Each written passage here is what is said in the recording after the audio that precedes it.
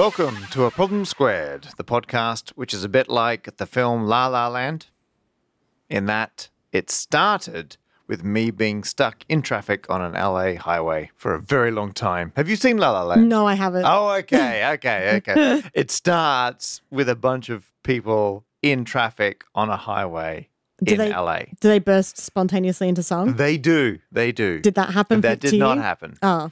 But you know what? It's the first time I've been to LA since I saw the film. And now, whenever I'm stuck in traffic or on one of the highways, I'm just like, oh, it's just like the film. It's really taken the edge off. Whereas for me, it just makes me think of all the chase scenes I've seen on films. Oh, yeah. But yeah. Like, or Barry, the TV show Barry.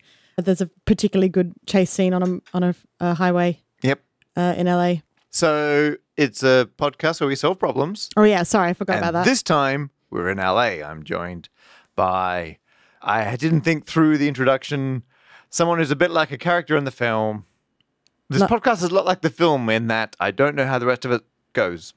Yeah. One, because of bad memory. Are you saying that I'm Emma Stone? I don't know. Maybe. I'll take it. Yeah, you got. Yeah. Great. Maybe we'll finish with a big musical number. Maybe. We're not sure. going to. We're not There's going a to. 0% chance that's going to happen. And I'm Matt Parker. You're a mathematician to the stars. Yes. If you're just tuning in, if this is your first time listening to A Problem Squared, I would say maybe listen to a different episode. Yeah, this is a weird, special on-location one. Yeah. Every now and then when we're in the same city, but somewhere else in the world, we'll be like, let's record an episode there, which isn't necessary. We could do it anywhere you wouldn't know. Yeah, you wouldn't know. But we are in LA. Yeah, we are in LA. On this episode, we have a lot of LA chat. That's spelt L-A-T. A lot of LA chat. La chat. Yep. I calculated the distance between the stars. How vague. Thank you. And there's sort of some any other business, sure. Yeah. Yeah. More chat. More le chat. But the chat is worth it, trust me. Stay with us.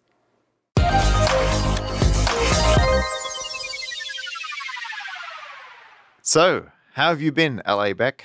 Oh my gosh, it's my first time here. Wow, this is it, really? Yeah. Oh, wow. And honestly, so many things have happened. And if I had told people about my LA trip, like if you wrote a character who goes to LA for the first time and does the things that I've done. Yeah, you've been bad writing. Yeah, you'd be like, oh, that's a bit on the nose. Make it more realistic. Yeah. But there's been some great highlights. You put on Evening of Unnecessary Detail. Evening of Unnecessary Detail. Thank you very much to everyone who come and said hi. We had a lot of APS listeners there. We did, yeah. It was adorable. I loved seeing Nice to meet you all. Special shout out to Michael, who was a fan who we first met at Blue Dot Festival. Sorry, if you can hear a whining in the background. A small dog. There is a small dog with All ramen. studios in LA come with a small dog. Yeah, that's right. Yeah, where it's studio. I've accidentally blocked the dog's path with my bag. That's what the whining was. There we go. There we go.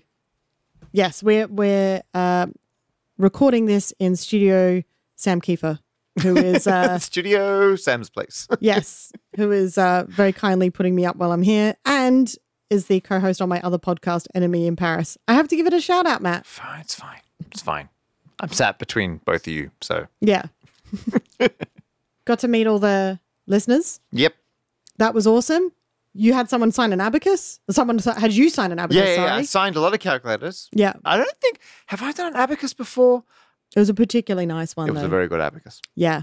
That was at Flappers Comedy Club, which is quite an established comedy club in LA. It's a legit comedy club. Sold out. We filled it. Thank you, listeners. Yeah. 5 p.m. on a Sunday. A week's notice. Sold out show.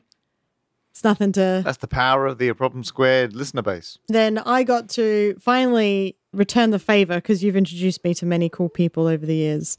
And then yesterday, because I am Twitter friends with Michael McKean, fantastic actor and musician, I DM'd him before my trip saying, hey, I'm going to be in LA. If you've got any recommendations of fun things I should do in LA. He called me and said, hey, the band's rehearsing. The band. As The band. Spinal Tap. As in Spinal Tap. And he never said it. He never said Spinal Tap. He just said, we're rehearsing this week at a studio if you want to come by. And then he was like, oh, make sure you come before 2 because we're going to finish early. Our bassist, Harry, is feeling a bit under the weather. Oh, just the bassist, Harry. Yeah. And then afterwards, I was like, I think he meant Harry Shearer. So then I texted you and I was like, hey, new plans today, Matt. Yeah. Let's, Scrap that. We're going to record yesterday. yeah. We're like, forget that. So you, Sam, and I all went to a studio in Hollywood, and Yeah. we sat We sat. in we a were room. it. We had a private. We were the audience. We were the audience. We had a private rehearsal concert from Spinal Tap Yep. with Harry Shearer, Christopher Guest, and Michael McKean. It was incredible. It was surreal. Very surreal, very cool. And then afterwards, we went and had a drink with Michael McKean, and he's delightful. Wonderful, wonderful individual. So that was, I It's a bit ridiculous. It was a real I can't highlight. top that now. I don't think I could introduce you to any celebrity or situation that's going to beat a private performance by Spinal Tap. Yeah, you can try. I'll give it a go. Yeah, yeah. I got to meet Harry Shearer. Yeah. How about you? What's your highlight been? Oh my goodness. I mean, likewise, you were there. So I feel like maybe this is the trade. I was filming a YouTube video on Tuesday Yes.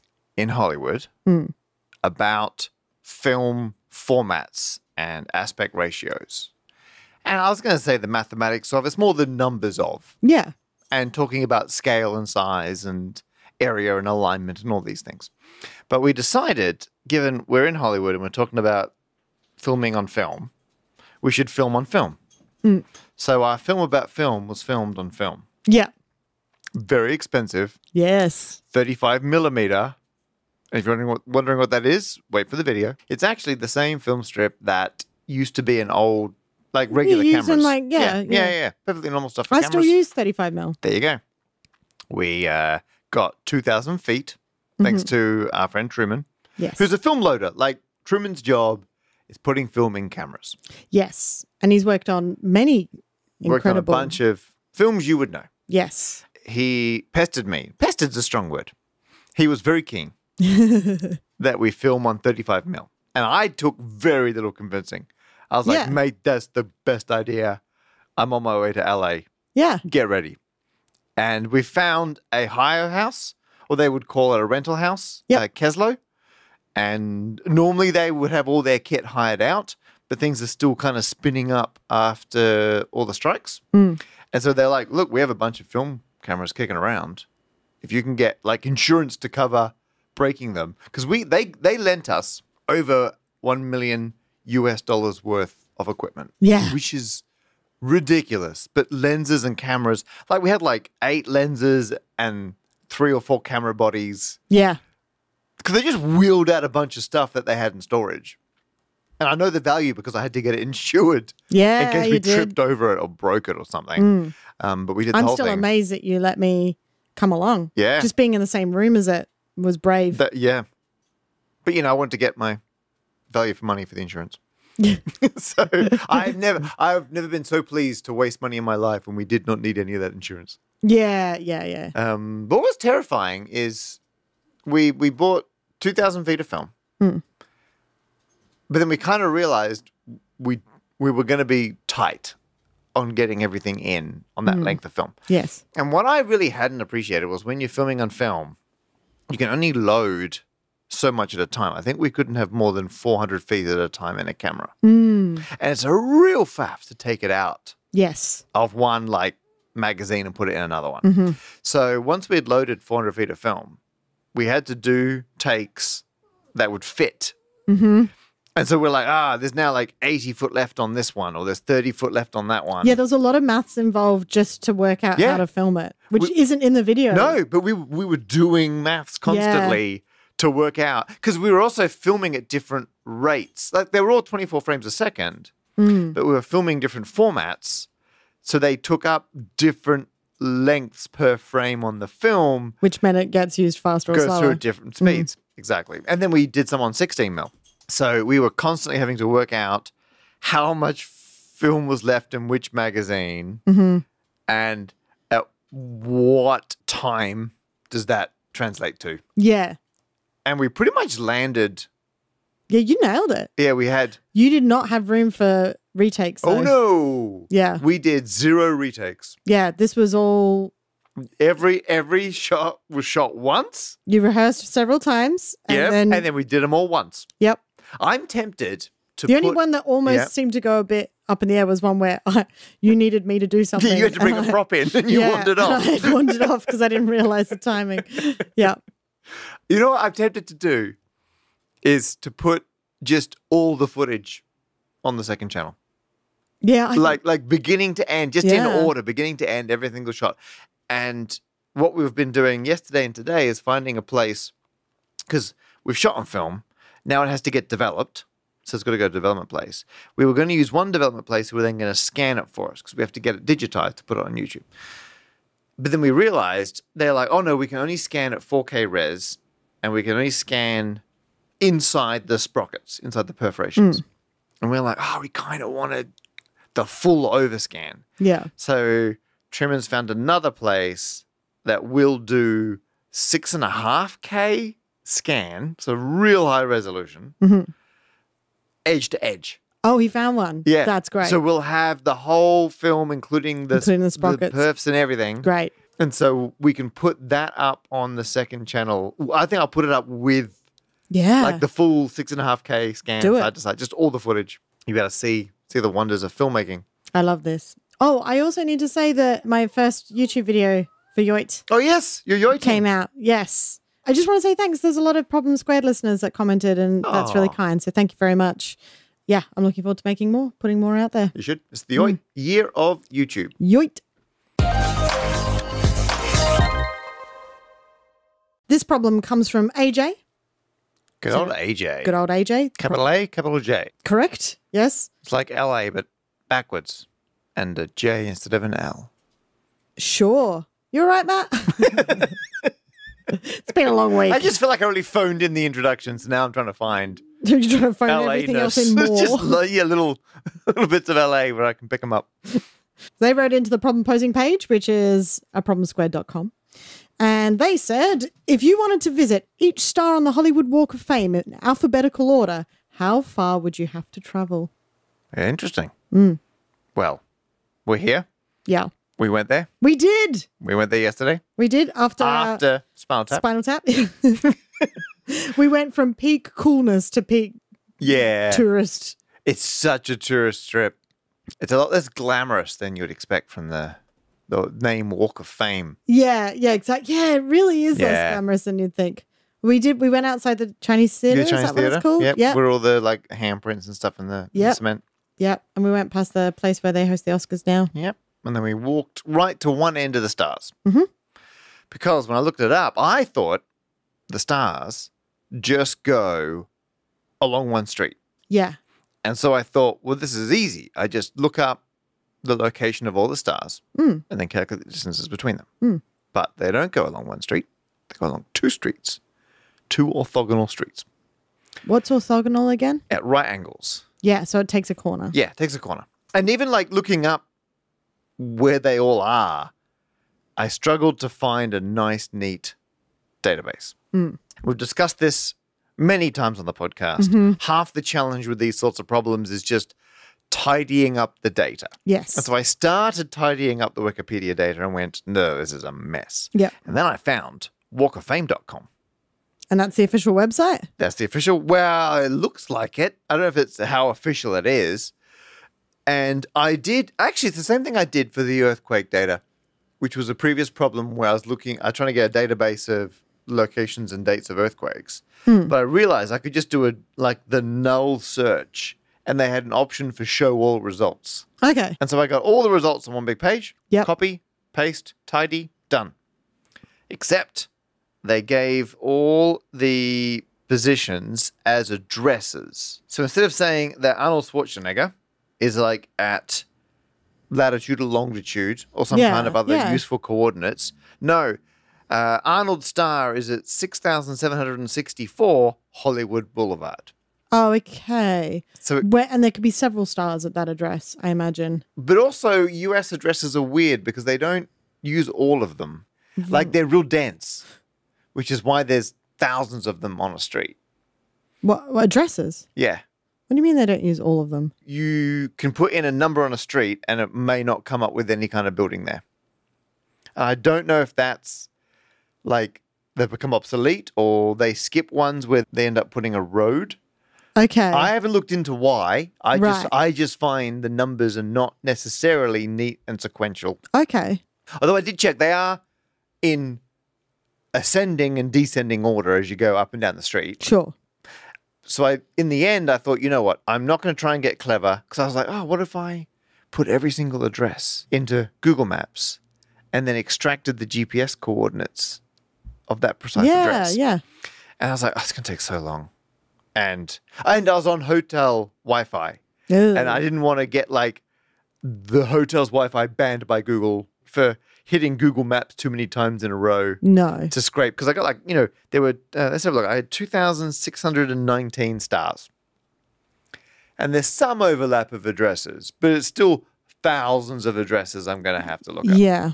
So what I ended up doing was just working it out on average. So the Walk of Fame starts at 6,100 on Hollywood Boulevard, and that's where it crosses North Gower. And that's where we started? That's the other At end where we LeBray? started. Oh. We went up to the other end at the bigger numbers, which stops at house number 7,095, where it crosses North La Brea Avenue. Okay. And so that's, a span of 995 house numbers. And I then worked out the distance. It's 6,900 feet long, Okay. which means it's an average of 6.93 feet per house number. So now I had a simple way to convert from house number to distance along the street, which is not 100% accurate, but it's 100% easy Yeah. and won't get me yelled at by Google or the hotel Wi-Fi or anything like that. Uh-huh. And I did the same thing for Vine Street. Okay. So I worked out where it starts and stops, distance. They're actually a little bit further apart on Vine Street. All right. They're an average of, what do I got here, 8.8 feet per house number. Not wildly different, subtly different. Yeah. Then what I had to do was to work out the distances between them. I had to factor in that if you're at one on Hollywood Boulevard and you need to get to one on Vine Street, you have to walk to that one intersection and then walk up Yeah. the other way. So you got your horizontal street and your vertical street. Yeah. Like axes, Yes. which I was very excited about. And then I realized at the horizontal street, the horizontal axis starts with an H for Hollywood. And the vertical one, Ooh. Vine, starts with a V. So I had the H street and the V street, which is both horizontal Hollywood and vertical Vine. That's great. So And pleasing. and I take it because obviously if you want to visit them in alphabetical order, seeing as it goes around a corner, you could theoretically try and take a shortcut. Yes, you could. But you wanted to look at if you're walking along the Walk of Fame. It's very true. And Yeah. what I find interesting about walking in US cities, when like a lot of LA's grid, is it doesn't matter what combination of streets you walk down, it's always the same distance. It's what we'd call isometric. Because it Yes. doesn't matter like if you go all the way straight and then straight, or you zigzag all the way up the middle, you're covering the same horizontal and the same vertical distances. Yes. So I can walk in a very carefree manner. It doesn't matter. Like there's no longer or shorter path. They're That's all the same. true, yeah. So even if you did take the back streets, if Because they're it's a all grid. it's still the same distance. I never even considered that, but that's a good point. So I ended up doing the whole thing in a spreadsheet. Yep. I I'm not surprised. put everything in alphabetical order. Mm-hmm. And then if from one star to the next was on the same street, I just subtracted the two locations. Yeah. Oh, and because I'm doing it as an axis, there's a positive direction and a negative direction, Yes. which means technically I was getting like negative distances Yeah. And you because don't you're going want bad. I that. don't want that. So I just Yeah. took the absolute value. Mm-hmm. If they were on different streets, I just had to add the two values because you got to walk all the way back along one to get to the origin intersection Yeah. of Vine and Hollywood, and then up the other one. So dead easy. Like I thought I was going to have to write some terrible Python code. No. Nice. All done in a spreadsheet. Wow. Very, very pleased. Now, there were two ambiguities I had to deal with. One was some people have multiple stars. Yes. Yeah. And we Tell had to us chat about how the this. stars work, Matt. So to get a star, you have to put together a big application. And I think it's currently $75,000 Wow. to get a new star. And the person that the star is for has to not only agree with the application, but commit to attending the opening ceremony. Okay, so you can't like nominate Keanu Reeves because you want to meet him. Yeah, exactly. Because he could be like, I'm not going to that. And then he's bam. number one, he's got to agree to the application and he's got to commit to attending the ceremony. Does it mean you could nominate yourself? Yes. I'm looking at the FAQs on the website now. Oh, okay. What do they say? You can nominate your favorite celebrity with their permission. There you go. By completing the nomination dashboard. Who can do the nominating? Anyone, including a fan, can nominate a celebrity as long as the celebrity or his or slash her management is in agreement with the nomination. There you go. If there is no letter of agreement included from the celebrity or their representative, the committee will not accept the application. As you said, 75 grand. 75,000. That's right. 75 grand. To after selection, though. Oh, yeah. It's not like an application fee. It's a staff. Yeah. The money is used to pay for the creation and installation of the star as well as the maintenance on the Walk of Fame. Can someone who is deceased be nominated? Yes. One posthumous. Am I pronouncing that? Posthumous I'm guessing. award may be given each year. But apparently a posthumous nomination has a 2-year waiting period. Oh. After their death. Yep. After their death. Okay. Oh, okay. They can't immediately They're going to be dead for a while. Yeah. Okay, got They can't come back. it. You want to check. The 6 categories. I'm going to try and remember what they are off by heart. Here we go. So it was film? Yep. A picture of an old-timey film camera. Yes. Which you and I know well now. Yep. Yeah, we do. Radio? Yep. Picture of a microphone. TV? Yep. Picture of a TV with like the bunny ear antenna. Uh-huh. All these icons have now aged out. Yeah. They were like you're accurate right. representations of what was happening. I'm going to guess there's one for stage. There is. It's got like the happy sad mask. Yes, that sounds about right. And did I say mute? No. Did you say music? One? Yeah, Music there is. must It's a be picture one. of a record. Great. So and also then and I believe the 6th one is now sports. Yeah, sports I don't know what the celebrity. icon is for sport entertainer. No, we didn't see any, did we? Like the lunar astronauts have stars. Yes. Although they're shaped like moons. Very funny. And Are they? Yeah. Wow. So they made like a weird exception. But I think I read somewhere someone involved in the process is like, like we were pushing the limits when we classified them as TV stars because so many people watched the moon landings. Yeah, that makes sense. Yeah, because there's, can I nominate someone who doesn't fit into any of the 6 categories? Yeah. And it says, no, the categories do not change. Apparently one's been added. Wow. And the nominee must be or have been active in the field of entertainment. I'm wondering how long until you start getting content creators. Oh, yeah. Like online little stars. YouTube icon or a little triangle. Computer. Yeah. Maybe a floppy disk. Maybe a floppy disk. But you can get more than one category and you get a new star. Like there are multiple stars for the same person. Yeah, so that's why you've got some people that have done film and television. And TV, and music. Or your EGOTs. Your EGOTs. I decided that I would do the distance because the problem as stated by AJ is a little ambiguous. But I decided that the most obvious interpretation of the problem is the distance from star, as in the plaque, not star, the person. Yes. So I was doing just physical star to star. Yeah. So if someone's got multiple stars, you visit them all. Yep. And I possibly could have optimized the code to try all the different orders in which you could visit the same person's star. I didn't do that because I didn't do terrible Python code. It was in a spreadsheet. So I assume it probably averages out. It's fine. And the other problem was alphabetical order. What does that mean? Yeah, so I mean, I would have assumed by surname because my mum's a librarian. Yep. And a lot of the databases are done by surname. Like you'd put books by author surname. Yeah, and your roll call and everything. Yeah, all that jazz. Yeah. I did not do that because not all of them have an obvious surname. Yeah, like we Madonna. Walked past, or Rugrats. Yeah, there was one for Rugrats, which is confusing because that's not a person. Yeah. That is a TV show. But Big Bird. Big Bird I can And the accept bird? because Big Bird is a character. Oh, okay. But Rugrats is like a concept. That's true. It's like true. you don't have one for like surprise, like for Yeah, emotions. suspense. Why do Yeah. TV shows get them? Yeah. Yeah, good point. So what I decided to do in the end was I decreed that I'm just going to treat every star like just the string of text on the star.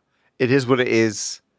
From the first character to the last character, rank them in alphabetical order. Also means, because I've got like over 2,500 of these, I don't have to come up with some way to search for, because it's not necessarily the first space in the name where the surname starts. And it's not necessarily the last space in the name, because some surnames have spaces in them. That's true. So the automated process to pull out all the surnames Fair. would have been a Painful. nightmare. Oh, Yep. yeah. So I just went by alphabetical order. Now, if I remember correctly, and you can tell me otherwise, you were not 100% convinced by the first 3 stars I was not. in my ranking system. I was not impressed. Would you like to voice your concerns? Yeah, because of the way you've done it, it counted punctuation Yep. as being right at the beginning. I just used Numbers, I would've been Excel's fine. built-in. I would have been so fine if it was numbers. If Right. it was like, I don't know, if it was, I'm trying to think of like One Direction. Are they spent with the one? With the No, one? they probably, I don't know, they probably were. Yeah. But anyway, if Yeah, it was like something that. that started Yeah. with numbers, if it was 007, the character, Do you know they put James Bond actors who get a star, they put them at address 7007. oh, that's great. Yeah. That's really So they're at great. 007.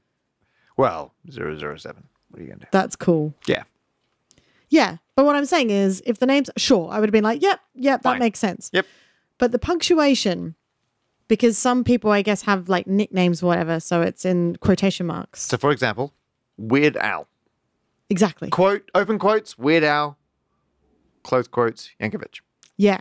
Or actually, Weird Al is beaten by Shotgun Tom.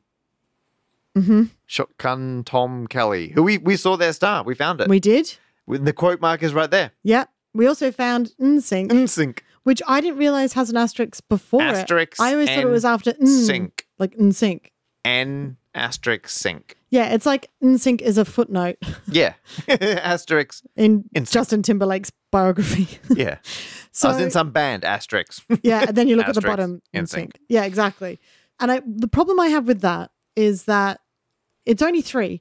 Look, if it was Yep. like 20 of them, I'd be like, okay, I understand. But you could have so easily have gone, well, clearly these are meant to go Oh, I under could have, I W, could have. N, and S. But I don't agree with the word clearly in that sentence. No, that's the problem. Yeah. yeah. Is that you It's a- could have it's- done it's- that, but you're The like, surname thing was like, oh, that's technically a pain. The addresses versus GPS was, oh, that's a pain. This is a philosophical. yeah. I'm a purist sorting by string. Which I think is a problem because I think once you start just accepting the way that computers tell us how things should be done, like you're accepting this because No. Excel told you that the No, that's different. Because Yeah. if Excel hadn't counted punctuation and had placed them where they should be in the list, But it wouldn't. It sorts by string. But what I'm saying is, Yeah. if it hadn't, I know I would have disagreed with that. I don't think you would have even noticed. If it had ignored punctuation, I don't think you would have I noticed. probably wouldn't have noticed. Not at all. But had I noticed, Yeah. I would have manually put them where they should go.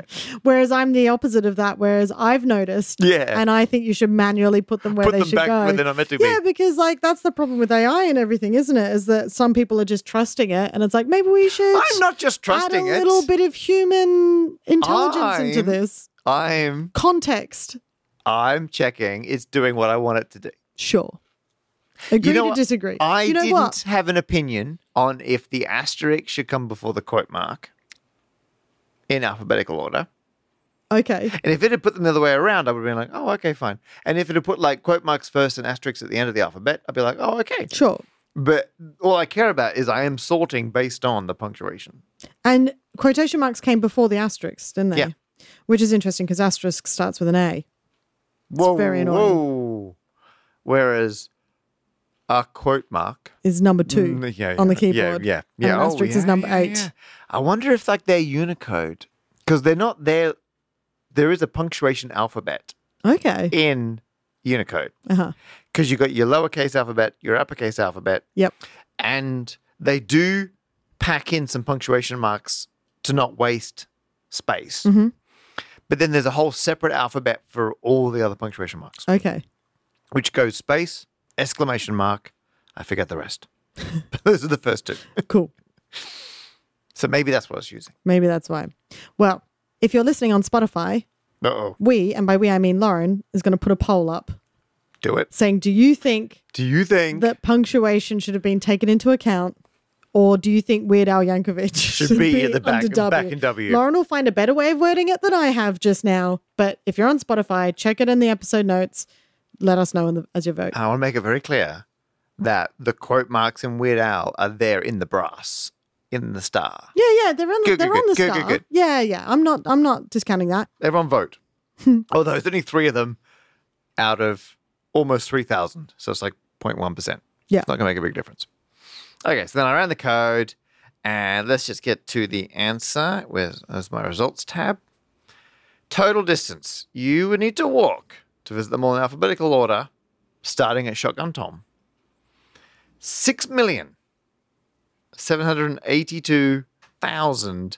6,782,987 feet. Feet. I Okay. mean, we're in America, I thought. And what would that cost you in film? Oh, my goodness. So much money. That is 1,285 miles. Mm-hmm. Round to the nearest mile. Just over a kilomile. Yeah. It's a long way. Mm. I was like, well, that kind of makes sense because the whole Hollywood Boulevard is 1.3 miles Yes. from Star to Shining Star. Mm-hmm. And Vine Street's about half a mile. So on average, that's almost exactly half a mile per walk. It's 0.49 miles Right. per interval. And I feel like if they were just randomly placed on the street, you'd expect the average to be about half a mile. Okay. Now, I've got a confession to make, Beck. Mm. Or rather, thanks to give. All right. When we were out walking around yesterday, I'd already run the numbers. So I'd already worked out the distance. Yes. And I then, because I had the same, I was thinking it's probably the same as if they're randomly arranged. I then also did it random. Like I in Excel, instead of sorting alphabetical, I put in a new random number column, sorted by that, totally random, and it was about the same. Yep. I told you that. You did. Which I want to say I did a very good job of acting surprised when you just told me the result. Yeah. Well done. Congratulations. And then, that's because you're a professional. Yeah. And then, You should nominate me for a star. I will. Who's going to pay for that? The listeners. Yeah. Thanks, everybody. Yeah. Thanks, everyone. Patreon.com/problem squared. Yeah. So, you said, very insightfully, I said, how many times did you run that? And you said once. And I said, well, I'm not going to trust it until you've done at least 3. 3 is a pattern. yep, I want a minimum three runs of this before I believe that yeah. it's just going to be roughly the same each time. And you were right. I was like, you know what? You're completely correct. Well, I did it 10 times. Oh, you don't. So, to remind everyone, the distance in actuality is 1,285 miles. 1,285. I did it randomly 10 times and averaged them, and it was 1,309. Oh, Not only that, but all the lengths I got randomly yeah. were all over 1,300.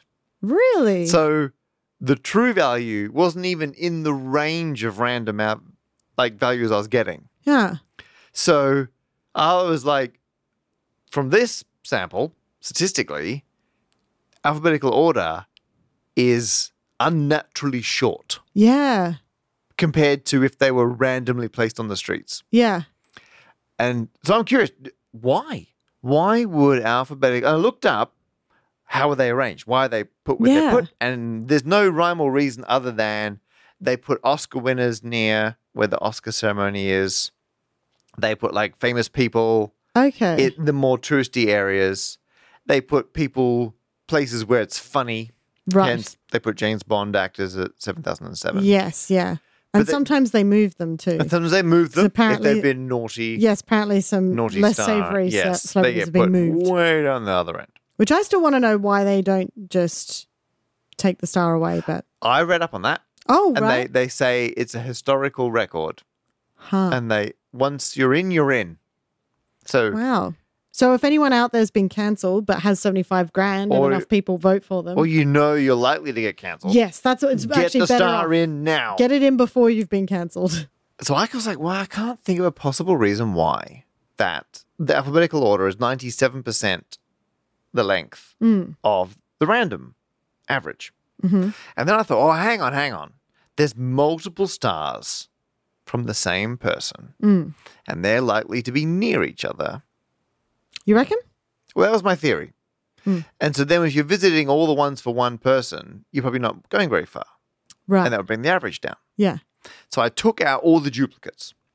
Okay. And so I have now also answered how far would you have to walk if there were no duplicates. That gets it down to a mere 2,377 stars you have to get to. Now that would change depending on where some of those duplicates might have been, hey? I have to admit, I randomly picked one. Okay.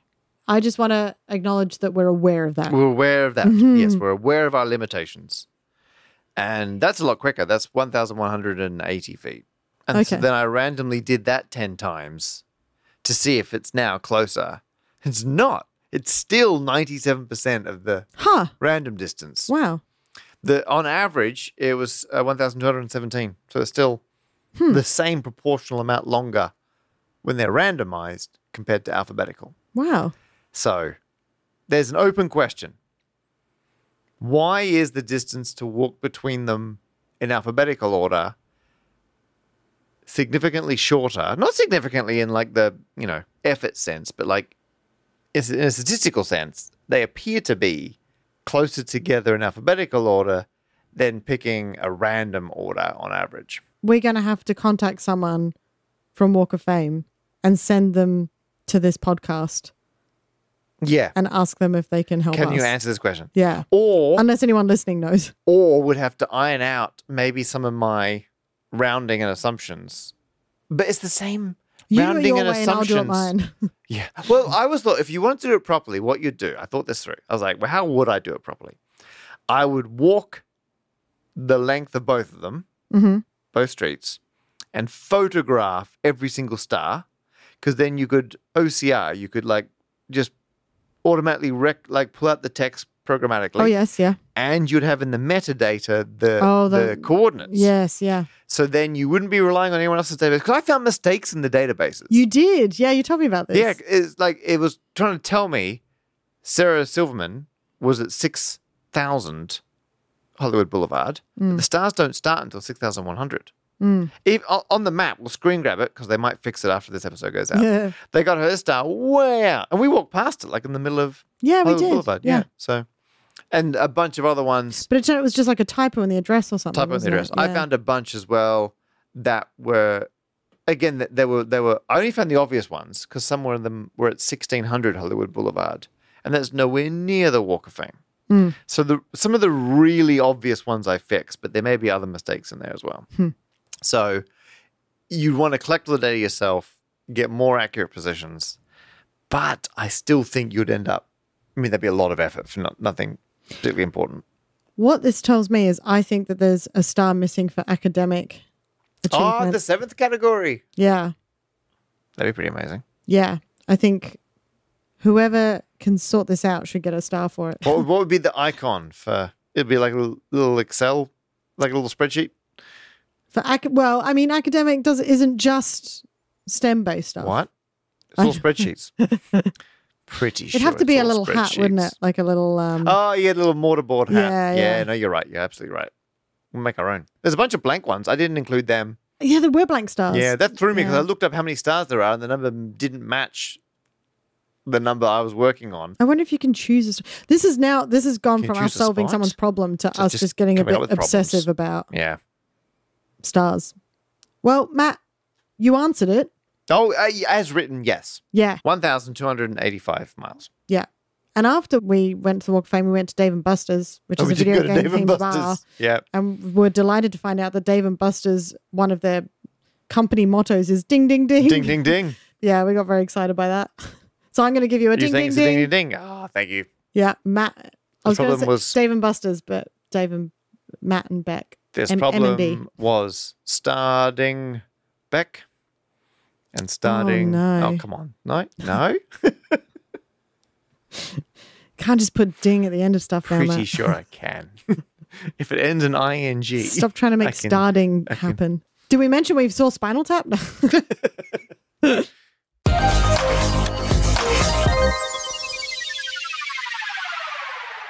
Welcome to Any Other Business, which is a bit like the bit in La La Land, where it's like 5 years later. Yep.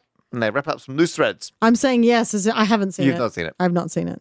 So many of you were so lovely after the Evening of Unnecessary Detail gig and said... They made it. We'd like to apologize, actually, that they made you wait in the cold. Yeah, by they, you mean the venue. Yeah, because they had another show going in. They needed the... So I spoke to them. And this is a recurring thing. I spoke to them and said, look, a lot of people are going to want to say hi to us afterwards. And they're very good at forming a line as long as there's a system.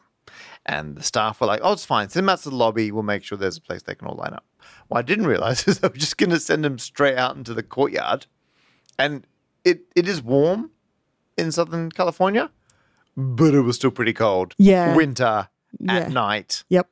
And no cloud cover. The line went out of the courtyard and then down the sidewalk. So I'd like to apologize to all our wonderful, wonderful listeners who came along and we made them stand on a cold sidewalk. Yeah, I mean, we had to stand outside too. We were there too. We were also in the cold. It's not like we were in the warmth while they waited in the cold. No. We were all in it together. I don't think the staff believed me. They probably thought it was a joke when I said I'd be signing calculators for a long time afterwards. Oh, yeah. And it was not. Yeah. Thank you so much for waiting around and saying hello. The other feedback we got was a lot of people saying, you know, I can't believe I made it, even though you only announced it a week ago. Yeah, people are like, oh, can we not have more notice and stuff? And you're absolutely right. The only reason that it was so little notice is because we really struggled to find a venue that believed you that there was demand. It's a combination of this bit last minute and obviously venues book up in advance. Mm-hmm. But I didn't even get responses from most venues. Yeah. Because we got recommendations. These are all venues where either our friends or friends of friends have performed and know people at. Yes. And I get on paper, hey, I'm a maths guy from the internet. I want to come and get some nerds on a stage. Mm. It's a tough sell. But we're able to fill, we get 200-seater in a week. I think we need to leverage that into, we'll come back one day and get a new, bigger room. Flappers was wonderful. They were. I'm not disrespecting the Flaps. But somewhere where people can line up and not somewhere we can be inside, yeah. And the sight lines are a bit better for the screen. It was a comedy club. It wasn't set up. I used my flip chart. Yeah, exactly. I lost some of the audience, yeah. So, and by the way, if you were in the audience and you didn't see my flip chart, some of you were asking where you could see it at YouTube. Just look up Beck Hill YouTube. Yep. You'll be able to find my flip chart stuff. But if you want us to come back, if you want Matt to come back, the best thing you can do is if you know of any venues you think would be fantastic, they've got the tech, the screen, they can seat at minimum 200 people, then please let us know and let the venues know. Let the venues know, because a lot of the time it just comes down to them. And do you know what? This goes for anyone, because I just as on my own as a stand-up, I get people saying, "Oh, can you come and do Pittsburgh or local whatever?" Town, yeah. And I'm like, yeah, if a venue will take me, but we need to convince them that enough people want to see it. So if you want something to appear at a venue that you think would be good, tell them. Tell the venue. Contact the venue. Let them know. Be part of the demand. Yeah, exactly. That is so useful, and it means that we, as a collective, as an industry, all industry, are more likely to come and perform. So because we all want the same thing.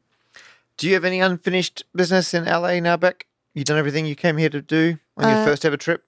I've almost ticked everything off my list. Magic Castle will have to wait for another time. No, we were going to go to the Magic Castle. We realized we don't have. It's got a dress code, and we have not packed for that. Fancy dress code. Did you do the tar pits? No, I haven't done the tar pits. Put that on your list for next time. Okay, I'm going to put that on the list. Went to the Universal Studio Tour. Oh yeah, got to do the Springfield walk because they've all made a bunch of stuff that's like Simpsons. That was very cool. Super Nintendo World as well. That was awesome. Super Nintendo World? You didn't tell me that. Oh my gosh, did I not tell you? No. I'll show you the Super Nintendo stuff after this. But I'll be back, hopefully. Yeah, we'll be back. Yeah. It's been great. Send recommendations at A Problem Squared on Twitter and Instagram. we look forward to the next one of these ridiculous on-location recordings. Yeah, thanks for sticking around. And look, if you are a new listener and you decided just to stay with us, Just to slam through this one. Look, you've got some really professional episodes coming up. Oh my goodness, look so forward pro. to. Yeah. How about you, Matt? Have you got any unfinished business? No. I mean, I had a great time. I think I did everything I wanted to do this time. I enjoy LA. It's nice. My one final thing I have to do is record my other podcast. Oh, yeah. Have you not done that yet? No, I got to do that tomorrow. Back. Enemy in Paris. That's fine. I'm off tomorrow. Yeah. I waited till you left. I appreciate that. We would also like to thank our fantastic Patreon supporters who went to patreon.com/aproblemsquared, and they give us the money that make this possible. Make it very clear, they did not pay for this trip. No. No Patreon money No one did. goes towards these ridiculous trips. No, we didn't even get paid for doing the gig because we need to legally. Yeah, it's a charity gig. Yeah. Ridiculous. So, to thank our Patreon supporters who fund the making of the podcast, we pick 3 names at random, and then we thank them. Yes. And I randomized the names the same way I randomized the stars. I put in an extra column, random numbers, sort by that. And so I thought what I'll do this time is I did both at once. So I've got randomized Patreon names, 3 of them. Yeah. But I've also assigned them a random star name. Oh, nice. Okay, yeah, cool. Yeah. That's not problematic. And there's so many stars. I only recognize one of the 3 names Yep. that came up. Oh, they all start with the same letter. That's a coincidence, by the way. They've definitely been shuffled. I want to make that very clear. Sure. So, this time, we'd like to thank Rory Hennell James, also known as Clyde Cook. Don't know who Clyde Cook is. NF. Noof. And they've been assigned Colin Firth. CF. The old CF. Maybe it's N Firth. Nolan Firth. And Chad 3814 or Chad-3-8-1-4. The numbers are spelled out. They're spelled out. That's some classy stuff going on there. Oh, also known as Charles Butterworth, which is Charles definitely Butterworth. Charles Butterworth is a character that I made up. It's not. It's apparently a star, but it's a great name. Just Googling. Charles Butterworth sounds like the name that I would give a butler. They look like a butler. I just Googled them. They're an actor who died in 1946. Okay, so And they could get a they star in are 1948. Butler-esque. Awesome. I also want to thank Matt Parker, That's me. or the Ryan Gosling. The Ryan of this- Gosling of the maths world, they say. Yep, that's what they say. That's what they say. Myself, Not many of them. Beck Hill. Yep. Special thanks to Sam Kiefer Oh, yeah. for lending us his recording equipment And his dog. and his dog. And obviously a huge thanks to our wonderful producer, Lauren Armstrong Carter. Who's asleep right now? Yes, better known as Shotgun Lauren. Sorry, open quote. Open quote. Shotgun Lauren, close quote. quotes. Asterisk. Yeah. Armstrong Carter.